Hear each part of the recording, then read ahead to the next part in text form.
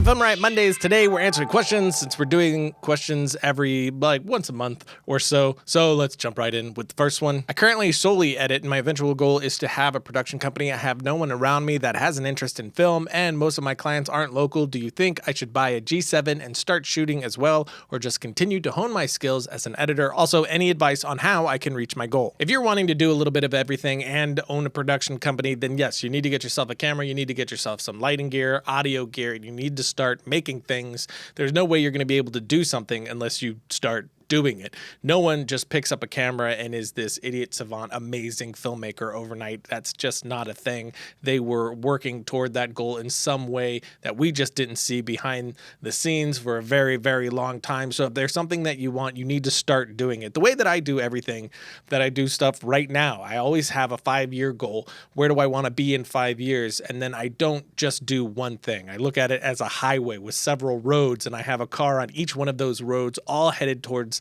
the same direction, and hopefully one of those get to that final destination. So I always have at least 5 to 6 different ideas in play that I'm working toward to see which one's going to stick. I've said it on the show before. My dad always told me if you throw enough stuff at the wall, something's going to stick, and that's how I do everything. So if you're wanting to do a production company, come up with different ways that you can achieve that goal and start trying things. It's really a trial and error sort of thing because we're in a landscape now where I don't think there's one direct path to any of this. If you talk to anybody in the industry, everybody got there a different way now, and there's so many different avenues to take, so many ways that you can be unique. So I would really sit down, think about what makes you unique, what sort of thing you want to make, and then come up with the ideas to start advancing towards that direction. But stage one is to start getting yourself gear and start finding people and start making things, start doing the thing that you want to do, or you're never going to get there. I work for a video production company, and one of our biggest hurdles is file management. Did you learn from someone how to organize footage, assets, music, etc., or did you have to create your own system that was unique to the Film Riot team? I started out with just the worst file management imaginable. Everything was all over the place. It was terrible. Nothing was backed up,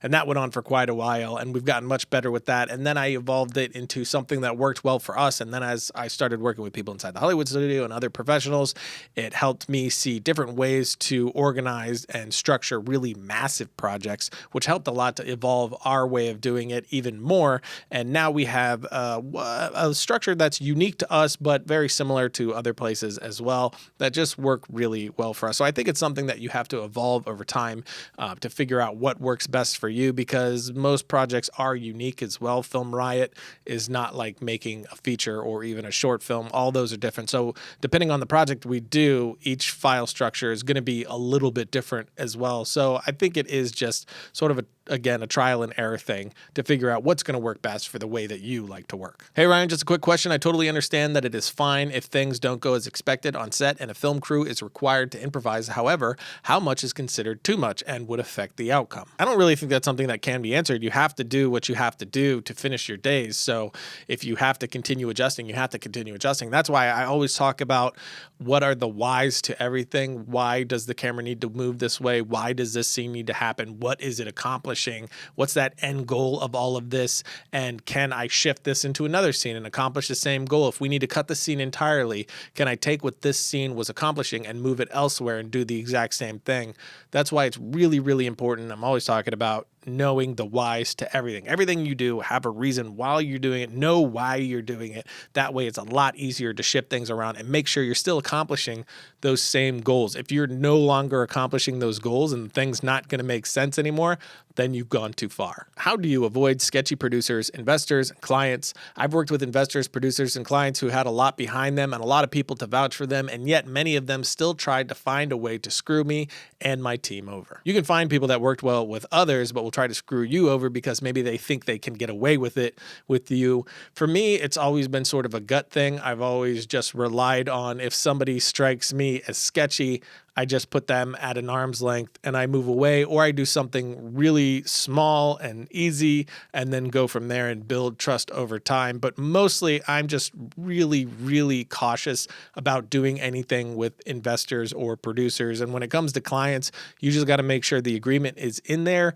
and you got to make sure the agreement is detailed, and you got to make sure you had a lawyer look over that, especially if you're talking about a lot of money. You got to CYA and make sure that everything that is expected from both both parties is in an agreement, so there's no question on what's going to happen, what's delivered, what's expected of each party, and then you shouldn't really have any issues. I wouldn't do anything on a handshake. I've done that in the past, and I was definitely burnt from it. I learned the hard way.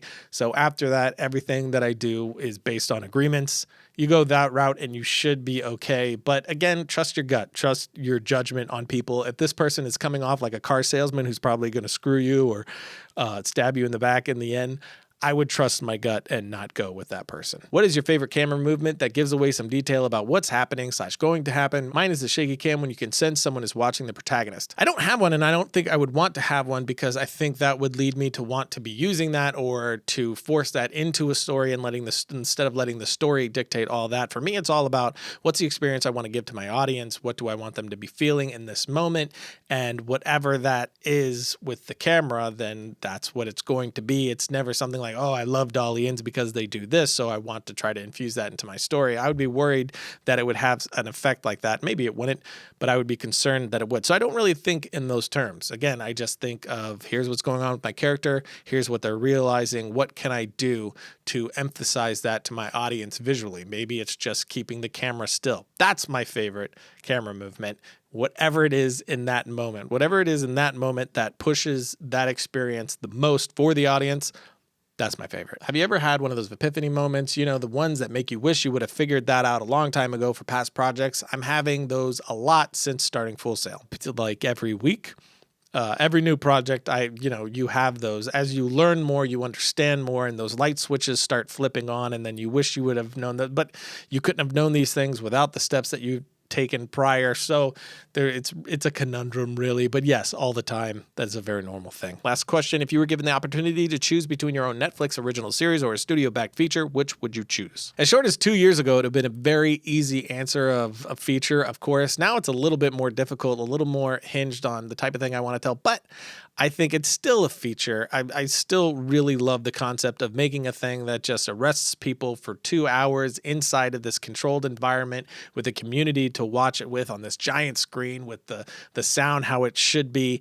and giving them that experience in that very specific way. That's still the pinnacle for me, but I would love to do something like a Netflix series. Those are my favorites. And although people are watching them on all sorts of different devices like mobile and everything else, that kind of bums me out, although I do it too. That's still a really great way to tell stories. But it also seems a lot more difficult because it's just a really freaking long movie instead of just a focused in story. It's this really, really long story with a lot more characters and a lot more going on. So it feels like it would be a more difficult thing for a first out larger project.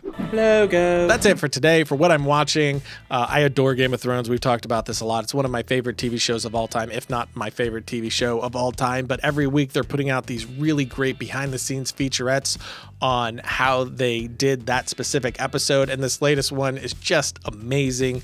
The production quality of this show just keeps going through the roof, and they've done so many incredible things. So if you saw the episode, definitely check that out in the link below. We're not going to show a bunch of footage from it here because in case you hadn't seen the episode, I don't want to spoil anything, but definitely check that out. Absolutely worth your time. And until next week, don't forget to write, shoot, edit, repeat.